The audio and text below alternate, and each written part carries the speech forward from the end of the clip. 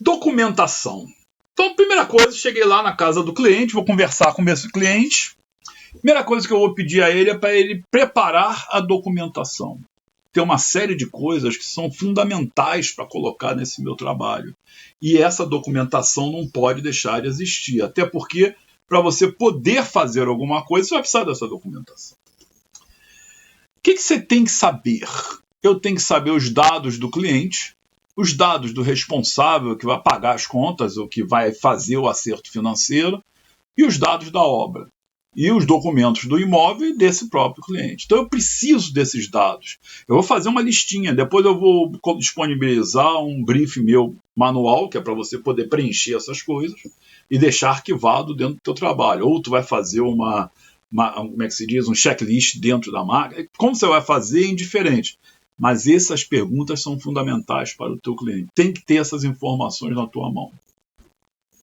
Os dados principais do cliente. Eu preciso saber o nome dele, eu preciso saber do e-mail dele, do telefone dele, principalmente o Zap, e do responsável pelo pagamento. Quem vai cuidar da parte financeira? Então você imagina que na casa é um casal, mas quem banca tudo é o pai da moça. Então ele tem que ter os dados dele como responsável pelo pagamento. Como eu falei, é um trabalho comercial. Então eu preciso dessas informações.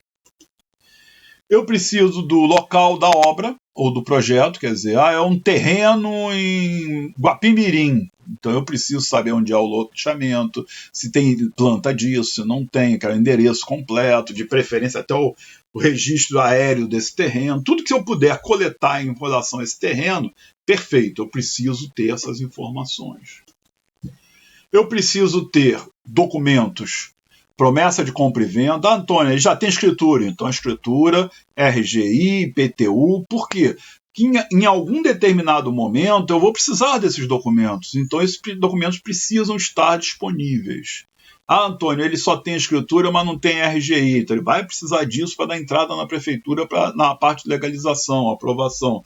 Então eu tenho que ter esse tipo de coisa. O IPTU ainda não tem tudo, está faltando, então a certidão enfitêutica ela vai dizer o que falta, o que não falta, o que tem que pagar, o que não tem. É o meu exemplo de Maricá, que eu estou tendo que resolver isso, eu só tenho uma promessa de compra e venda, e eu estou tendo que transformar em escritura para depois transformar em RGI, para isso eu tenho que quitar o IPTU, então esses documentos precisam estar disponíveis. Se não estiverem disponíveis, a gente tem que consertar esses documentos, ajustar esses documentos para continuar. Se ele fez alguma coisa e tem uma intimação, é importante ter essa intimação em mãos. Para quê? Para poder resolver na prefeitura na hora que der entrada num projeto de qualquer coisa. Documentação do proprietário, eu preciso da identidade do CPF dele, com um detalhe fundamental, o proprietário é o cara que está na escritura. Por quê? Não adianta, é meu pai, então o documento é do pai dele, o pai dele é que vai ter que dar entrada em tudo. E a procuração que vai ser feita para dar entrada na prefeitura tem que ser pelo pai dele, ou então quem tiver na escritura. Não adianta dizer, mas sou eu que moro ali, eu alugo, não interessa, é o proprietário sempre que tem que fazer isso.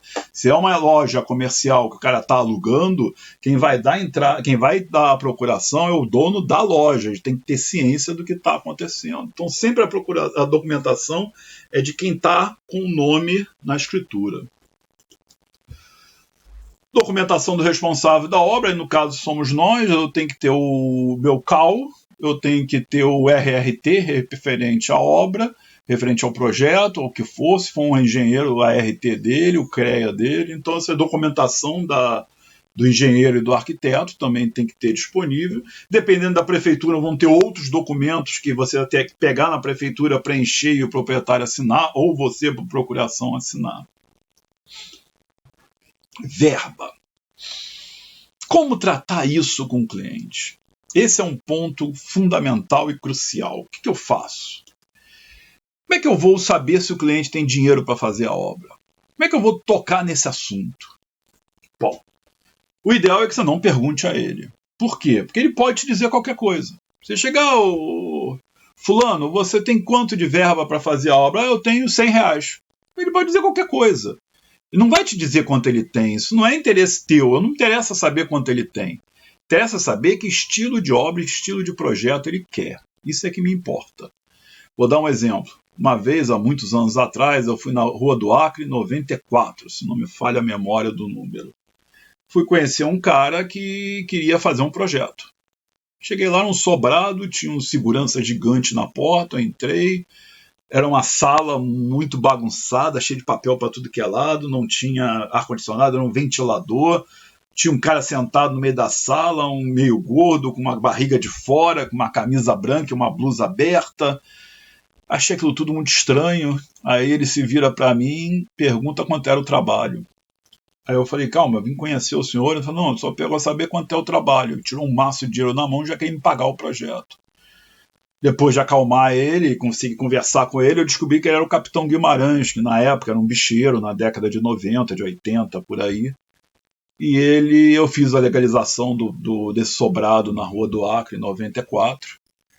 E interessante, o cara tinha muito dinheiro, mas o trabalho dele era muito simples. Não adiantava chegar e cobrar um dinheirão dele, porque ele não ia pagar. Ele queria pagar o justo, porque ele trabalha desse jeito. Como é que eu percebi isso? Pelo meu ambiente. Conheci também uma outra empresária que era dona de uma boutique de roupas. Boutique é bem velho esse termo, mas é isso, uma loja de roupas. Não vou falar o nome da loja porque ainda é conhecida, então não vale a pena. Mas a senhora me chamou, eu fui lá, eu fui conheci a oficina dela, conheci as lojas dela, fiz um monte de trabalhos para ela. Agora, ela não tinha dinheiro. Quantas vezes ela me dava cheque e o cheque voltava? Por quê? Porque ela não tinha dinheiro, mas era de luxo. Ela morou nos Estados Unidos, ela tinha loja nos Estados Unidos, então ela tinha, teoricamente, muito dinheiro, mas esse dinheiro nunca aparecia. Então, como é que eu defino a verba? Eu não tenho que me preocupar se o cliente tem dinheiro ou não, isso é um problema do cliente. Eu tenho que me preocupar é o padrão que ele quer que eu apresente esse projeto. Se é para fazer uma senhora residência, ou se é para fazer uma casinha mais simples do interior. Então eu tenho que ver isso. E para ver isso, não adianta eu levar ele no meu escritório, porque eu não vou ter esse feeling no meu escritório. Eu tenho que conversar com ele aonde ele é, onde ele está, o que ele faz, o que ele tem. Isso é que eu tenho que fazer sempre. Serviços. O que eu vou propor ao cliente? O cliente não tem ideia, ele acha que o projeto é um rabisquinho que a gente faz no pedaço de papel, e não é bem isso. Eu tenho uma sequência de coisas que eu preciso fazer até para poder, no final, ter a casa pronta. Então vamos lá, vamos historiar esses serviços. É interessante que converse com o cliente sobre todos os serviços que a gente tem que fazer, até para entender por que as coisas às vezes saem tão caras. Primeira coisa, se é um terreno, deve ter um loteamento em algum momento. Então eu preciso saber que loteamento é esse. Eu preciso saber se eu vou ter que ir na prefeitura apanhar uma cópia desse loteamento. Se ele já tiver, é ótimo. Então a gente tem que perguntar se ele tem. Projetos preliminares. Eu posso precisar de uma topografia. Então eu tenho que perguntar a ele. O terreno que você tem ali, plano? É plano. Antônio, então a gente não pode ir ao local? Ainda não. Ainda estou conversando com ele. Eu vou perguntar se ele tem uma topografia. Eu já tenho, meu terreno inclinado, eu já fiz uma topografia, meu terreno na beira da praia, eu já tenho a topografia. Ou não tenho, eu tenho que fazer. Aí depois que eu tiver acertado com ele preço, eu vou ao local, fazer um levantamento do local, fotografar o local, se fizer vídeo do local, o que for. Mas esses projetos preliminares eu tenho que conversar com ele. Antônio, eu já tenho todo o meu terreno fotografado. Ótimo. Então, esse é documento que a gente vai ter durante o processo que a gente vai precisar. Eu tenho que questionar ele como é que ele quer esse projeto. Antônio, eu quero uma coisa muito simples. Não, eu quero um projeto complexo, com Bing. Eu quero saber que se eu mudar, o que está ganhando, o que não está. Então, isso pode modificar o custo, o valor do meu trabalho. Então, eu tenho que saber se ele quer usar o Bing. Eu tenho que saber se ele quer o projeto digital ou quer o projeto impresso. Se for impresso, o custo aumenta. Então, tudo isso a gente tem que colocar. Aí tem que explicar ao cliente. Quando ele chega para a gente e fala, não, pode ser em digital. Aí depois você tem que avisar ele, é digital, não é impresso. Se for impresso, você vai ter que pagar essas cópias por fora. Aí os projetos estão todos em A1, A0. Imagina quanto vai custar essas cópias todas. Então isso tudo tem que ser mostrado a ele, discutido com ele agora, nesse momento. Estudo preliminar, pelo menos 3. Por quê? Porque senão ele não vai acabar nunca de fazer estudo. Então você define no máximo 3. Se precisar de mais, aí você vai cobrar a parte do estudo preliminar. Normalmente 3 resolvem o problema. Eu tenho que ver nesse estudo preliminar, vou ter que ter apresentação especial, se é impressa, se é digital. Ah, Antônio, eu posso levar um laptop lá e mostrar para ele todo o trabalho digitalmente? Pode. Aí eu posso imprimir os desenhos? Pode. Aí você vai discutir isso com ele, o que ele prefere. De repente ele tem o pai e a mãe que são muito idosos, e o computador atrapalha, melhor impresso. Você vai fazer perspectiva, ou vai ter arquivo 3D, quer dizer, se a perspectiva vai ser digital, se a perspectiva vai ser desenhada, não sei. Você vai definir isso na hora que estiver discutindo com o teu cliente. Anteprojeto. Preciso de um anteprojeto? Precisa. Você tem que ter um anteprojeto de interiores. Por quê? Porque você vai ter que ver o que tem de mobiliário existente que ele vai aproveitar.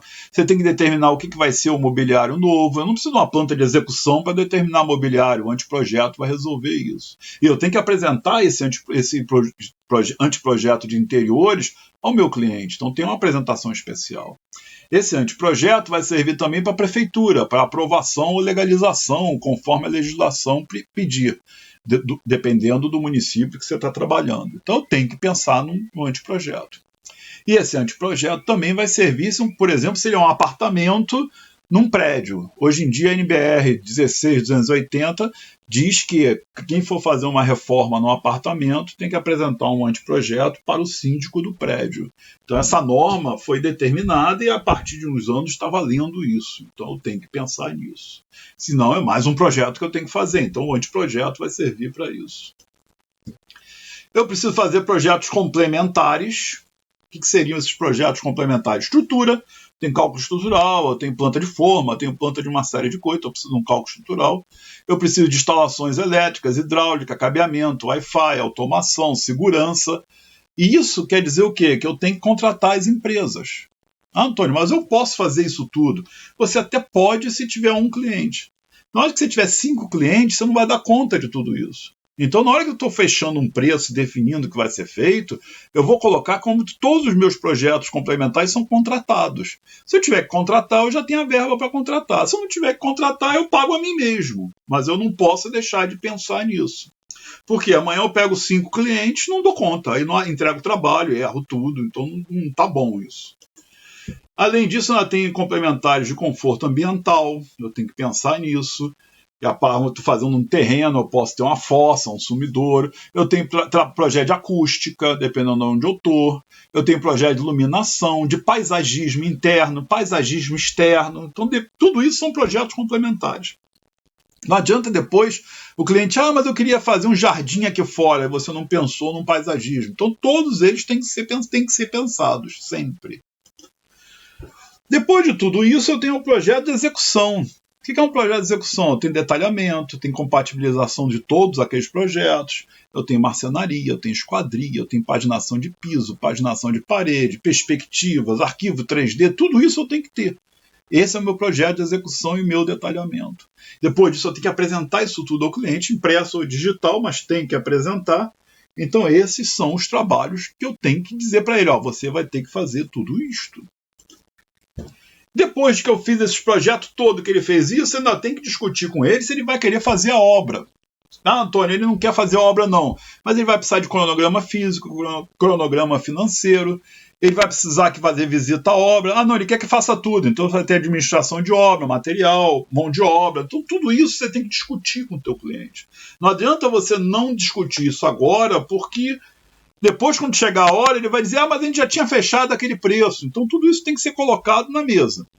Ah, Antônio, eu só vou discutir obra depois. Perfeito, mas deixa claro isso para ele. Porque ele vai ter que chegar uma hora e discutir isso.